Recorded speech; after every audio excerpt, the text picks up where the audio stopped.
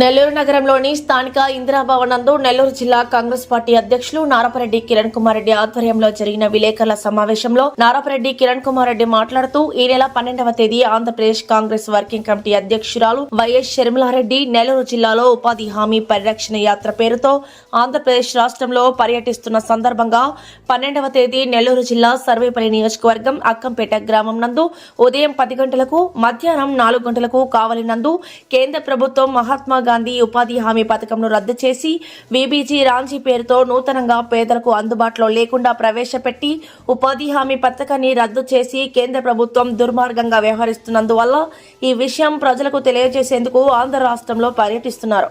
అందులో భాగంగా నెల్లూరు జిల్లా పర్యటనలో పాల్గొంటున్నారు అని కావున కాంగ్రెస్ శ్రేణులు అభిమానులు షర్మిలారెడ్డి యాత్రను జయప్రదం చేయవలసిందిగా కోరారు.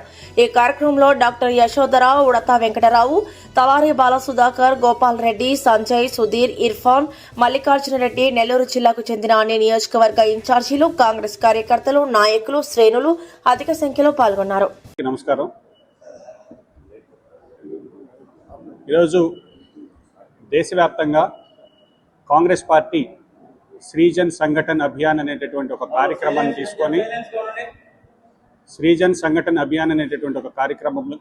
తీసుకొని అన్ని జిల్లాల్లో జిల్లా పార్టీ అధ్యక్షులు, అదేవిధంగా సిటీ కాంగ్రెస్ పార్టీ ప్రెసిడెంట్లకు సంబంధించి ఏఐసిసి అబ్జర్వర్ని పంపి అక్కడ ఉండేటటువంటి మెజారిటీ కార్యకర్తలు, అదేవిధంగా మీడియా మిత్రులు అందరి అభిప్రాయాలను కూడా క్రోడీకరించి ఏఐసిసి వాళ్ళు అధిష్టానానికి ప్రతిపాదించిన మీదట పిసిసి యొక్క అంశాలను కూడా పరిగణలోకి తీసుకొని జిల్లా కాంగ్రెస్ పార్టీ అధ్యక్షులను, సిటీ కాంగ్రెస్ పార్టీ అధ్యక్షులను దేశవ్యాప్తంగా కూడా నియమించడం జరిగింది. అందులో భాగంగా ఈరోజు నెల్లూరు జిల్లాకు సంబంధించి నారపరెడ్డి కిరణ్ కుమార్ రెడ్డి అనే నేను జిల్లా కాంగ్రెస్ పార్టీ అధ్యక్షుడిగా, అదేవిధంగా నెల్లూరు నగరానికి సంబంధించి ముస్లిం సోదరుడు ఇర్ఫాన్ అనేటటువంటి వ్యక్తిని సిటీ కాంగ్రెస్ పార్టీ అధ్యక్షులుగా కాంగ్రెస్ పార్టీ అధిష్టానం నియమించినందుకు అధిష్టానానికి కృతజ్ఞతలు, అదేవిధంగా మా రాష్ట్ర పార్టీ అధ్యక్షురాలు షర్మిలారెడ్డి గారికి కృతజ్ఞతలు తెలియజేస్తున్నా.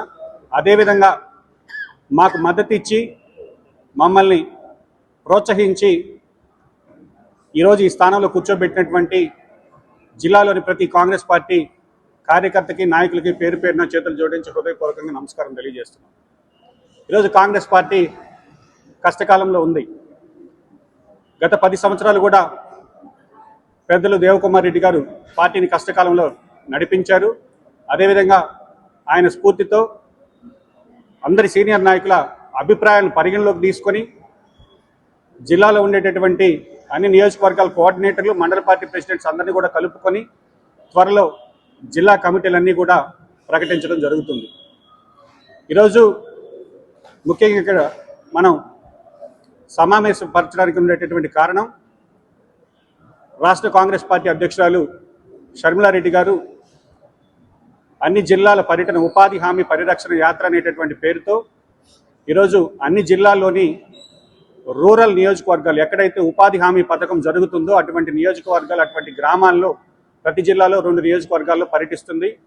అందులో భాగంగా నెల్లూరు జిల్లాకు సంబంధించి సర్వేపల్లి నియోజకవర్గం, మునబోలు మండలం, అక్కంపేట గ్రామం అయినటువంటి ఆ గ్రామంలో 12వ తేదీ ఉదయం 10 గంటలకు జరిగేటటువంటి ఉపాధి హామీ పరిరక్షణ బహిరంగ సభలో పాల్గొంటారు. దాని తర్వాత మధ్యాహ్నం 3 గంటలకు కావలి నియోజకవర్గంలోని కావలి మండలంలోని ఆముదాలు దిన్నె అనేటటువంటి గ్రామంలో రచ్చబండలో పాల్గొంటారు. అయితే ఉపాధి హామీ పథకానికి సంబంధించి పెద్దలందరూ చెప్పినట్లుగా గ్రామాల్లో హక్కుతో కూడినటువంటి పని అంటే ఎవరైనా ఆ పంచాయతీ కార్యాలయానికో లేదా సర్పంచ్ దగ్గరకో వెళ్ళి మాకు పని కల్పించాలని అడిగితే 15 రోజుల లోపల చట్ట ప్రకారం వాళ్ళకి పని కల్పించలేనప్పుడు వాళ్ళకి జీతభత్యం ప్రభుత్వం విధిగా ఇవ్వాల్సినటువంటి పరిస్థితి. అంటే వాళ్ళకి పేదలకు ఉండేటటువంటి హక్కుగా ఉండేటటువంటి దానిని ఈరోజు తీసేసి మహాత్మా గాంధీ జాతీయ ఉపాధి హామీ పథకంలో మహాత్మా గాంధీ పేరే వినబడకూడదని వీబీ గ్రామ్జీ అనే పేరుతో బీజేపీ ప్రభుత్వం ఒక కొత్త చట్టాన్ని తీసుకొచ్చింది. ఈరోజు రాష్ట్ర ప్రభుత్వాల దగ్గర నిధులు లేవు. అన్ని రాష్ట్రాలు కూడా కేంద్ర ప్రభుత్వం ఉండేటటువంటి ఉపాధి హామీ పథకం మీదే ఆధారపడి పనిచేసేటటువంటి పరిస్థితి. గ్రామాల్లో సిమెంట్ రోడ్లు కానీ, గ్రామాల మౌలిక వసతులు కానీ, గ్రామాల్లో ఇది సచివాలయాలు కట్టినా దేనికైనా కూడా ఎన్ఆర్జీఎస్ కాంపోనెంట్తోనే ఈరోజు పనులు జరుగుతున్నాయనేటటువంటి మాట వాస్తవం. ఈరోజు దీనికి సంబంధించినటువంటి రాష్ట్ర పంచాయతీరాజ్ శాఖ మంత్రి పవన్ కళ్యాణ్ గారు కనీసం నోరు మెదపకపోవడం దారుణం.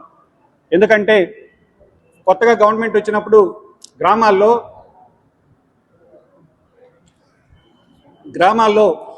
గ్రామ సభలు పెట్టి గిన్నిస్ బుక్ రికార్డు తెచ్చుకున్నామని దాని గురించి గొప్పలుగా చెప్పుకున్నటువంటి పవన్ కళ్యాణ్ గారు ఈరోజు కనీసం కేంద్రంలో ఈ యొక్క చట్టాన్ని తీసుకొచ్చి రాష్ట్ర ప్రభుత్వం యొక్క హక్కులను కాలరాస్తూ నిధుల్ని 60-40 100% వేతనం కేంద్ర ప్రభుత్వం భరిస్తున్న చట్టంలో మార్పులు తీసుకొచ్చి రాష్ట్రం మీద ఆర్థిక భారంతో పాటు కార్మికుడు హక్కు కోల్పోతుంటే కనీసం కూడా మాట్లాడలేనటువంటి పరిస్థితుల్లో ఈరోజు ఈ రాష్ట్ర ప్రభుత్వాలు ఉన్నాయి.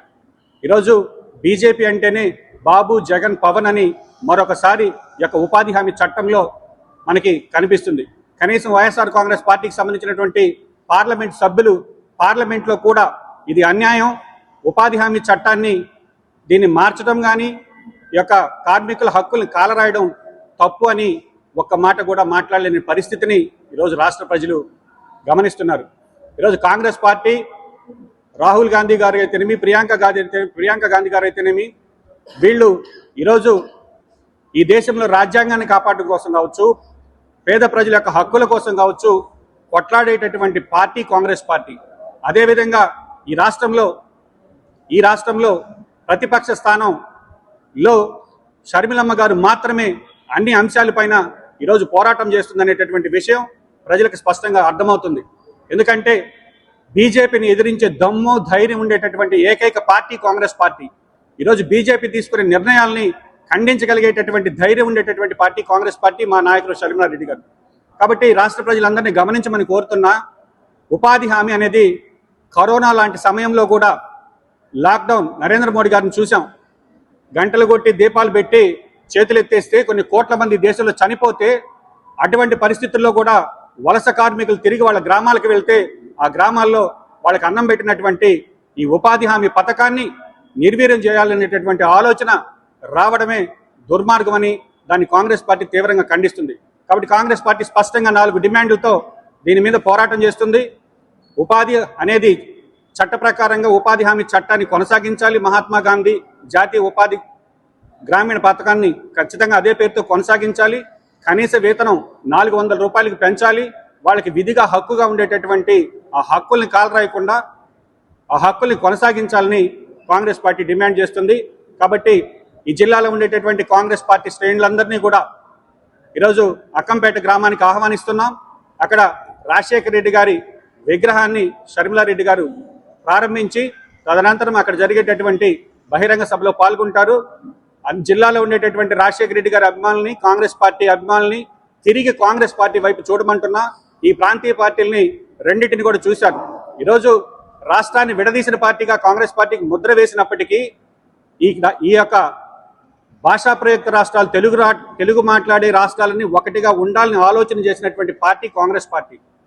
తెలంగాణని, ఆంధ్రాని కలిపి కొనసాగించినటువంటి పార్టీ కాంగ్రెస్ పార్టీ.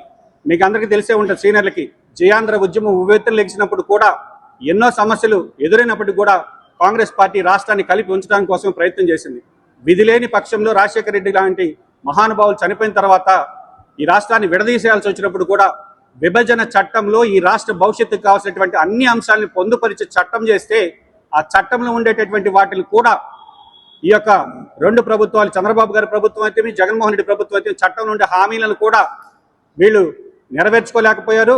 కాబట్టి తిరిగి కాంగ్రెస్ పార్టీ దేశంలో అధికారంలోకి వస్తుంది. ఈ రాష్ట్రానికి ప్రత్యేక హోదా కావచ్చు, విభజన హామీలు కావచ్చు, ఇవన్నీ నెరవేరాలంటే, ఈ రాష్ట్రం మళ్ళీ తిరిగి బాగుపడాలంటే కాంగ్రెస్ పార్టీ వైపు అందరూ చూడాల్సినటువంటి అవసరం ఏర్పడుతుంది. కాబట్టి అందరినీ చేతులు జోడించి కాంగ్రెస్ పార్టీ పాత నాయకులందరినీ వేడుకుంటున్నా, తిరిగి కాంగ్రెస్ పార్టీని బతికించుకుందాం, కాంగ్రెస్ పార్టీని బలపరుచుకుందాం. ఈ దేశంలో ప్రజాస్వామ్యాన్ని కానీ, రాజ్యాంగాన్ని కానీ కాపాడుకోవాల్సినటువంటి సమయం ఆసనమైంది. కాంగ్రెస్ శ్రేణులందరూ కూడా తిరిగి మళ్ళీ ఈ కాంగ్రెస్ పార్టీలోకి రావాలని కాంగ్రెస్ పార్టీ అధ్యక్షుడిగా కోరుకుంటున్నాను. జై హింద్. ముందుగా ప్రింట్ మీడియా మిత్రులకు, ఎలక్ట్రానిక్ మీడియా మిత్రులకు ముందుగా చాలా రోజుల తర్వాత అందరికీ నా నమస్కారం. ఈరోజు నూతనంగా ఎన్నికైనటువంటి జిల్లా కాంగ్రెస్ పార్టీ అధ్యక్షులు నారపరెడ్డి కిరణ్ కుమార్ రెడ్డి గారి ఆధ్వర్యంలో గ్రామీణ ఉపాధి పథకం మీద ఈరోజు రాష్ట్ర పిసిసి అధ్యక్షురాలు మన దివంగత నేత మాజీ ముఖ్యమంత్రి వర్యులు రాజశేఖర రెడ్డి గారి ముద్దు బిడ్డ వైఎస్ శర్మిలమ్మ గారు ఈరోజు గ్రామీణ ఉపాధి పథకి పరిరక్షణ కార్యక్రమం రాష్ట్రమంతా కూడా తిరిగిన చోటు తిరగకుండా తిరుగుతుంది. ఈరోజు జిల్లా కాంగ్రెస్ పార్టీ అధ్యక్షుడు కిరణ్ కుమార్ రెడ్డి ఆధ్వర్యంలో ఈరోజు ఇందిరాభవన్లో ప్రస్తుతం సమావేశం పెట్టడం జరిగింది. ముందుగా మన్రేగా అనే కార్యక్రమం 2004 అనంతపురం జిల్లా మార్తాడు గ్రామంలో ఆ రోజు కాంగ్రెస్ పార్టీ నాయకులు వైఎస్ రాజశేఖర రెడ్డి గారు, రఘువీరెడ్డి గారు, సోనియా గాంధీతో ఆ రోజు కరువు ప్రాంతమైనటువంటి అనంతపురం జిల్లాలో పర్యటనలో భాగంగా ఆ రోజు ఆ గ్రామానికి తీసుకుపోవడం జరిగింది. ఆ గ్రామంలో దాదాపు 500 మంది పేద కుటుంబాలు ఉంటే దాదాపు ఒక్కొక్క ఇంట్లో పెద్దోళ్ళు తప్పితే ఆ గ్రామంలో ఎవరు లేరు, వలస కూలీలుగా పోయారు వాళ్ళు. దాన్ని దృష్టిలో పెట్టుకొని 2006 యూపీఏ గవర్నమెంట్ వచ్చినాక మొట్టమొదటిగా మన్మోహన్ సింగ్ గారు, సోనియా గాంధీ గారు జాతీయ గ్రామీణ ఉపాధి పథకం ప్రవేశపెట్టారు. ఆ రోజు కూడా మన గవర్నమెంట్ యూపీఏ గవర్నమెంట్ వరకు అనేక మంది పేద కూలీలు వలసలు పోకుండా ఎంతో మందికి తోడ్పాటుగా కేంద్ర ప్రభుత్వం నిలిచింది. దాన్ని ఈరోజు బీజేపీ ప్రభుత్వం పూర్తిగా నిర్వహణ చేసే పరిస్థితులు ఈరోజు గవర్నమెంట్ ఉంది. దానికోసంగా ఆయన పెట్టిన ప్రతిపాదన మోడీ గారు 60% మేము పెట్టుకుంటాం, 40% మీరు స్టేట్ గవర్నమెంట్ పెట్టుకోమని చెప్పి ప్రతిపాదన పంపాడు. ఈరోజు రాష్ట్ర గవర్నమెంట్ కూడా ఎవరు కూడా మూలిగే నక్క మీద తాటికాయ పండేది ఉంది. ఈరోజు 2 గవర్నమెంట్లు టీడీపీ కానీ వైసీపీ కానీ పెట్టుకునే పరిస్థితి లేరు. వలస కూలీలు కానీ అన్యాయం చేసి ఏ గవర్నమెంట్ కూడా బాగుపడదు. దాన్ని దృష్టిలో పెట్టుకొని దాని పేర్లు మార్చే పరిస్థితి కూడా ఉంది. దాన్ని సక్రమంగా కానీ కేంద్ర ప్రభుత్వం కానీ అనుసరించి వలస కూలీలకి న్యాయం చేస్తే పద్ధతిగా ఉంటాను కూడా మేము కాంగ్రెస్ పార్టీ కోరుకుంటున్నాం. అందరూ కూడా రేపు షర్మిల కార్యక్రమాన్ని అందరూ కూడా విజయం చేయాలని మనస్ఫూర్తిగా కోరుకుంటున్నాను. జై హింద్, జై కాంగ్రెస్.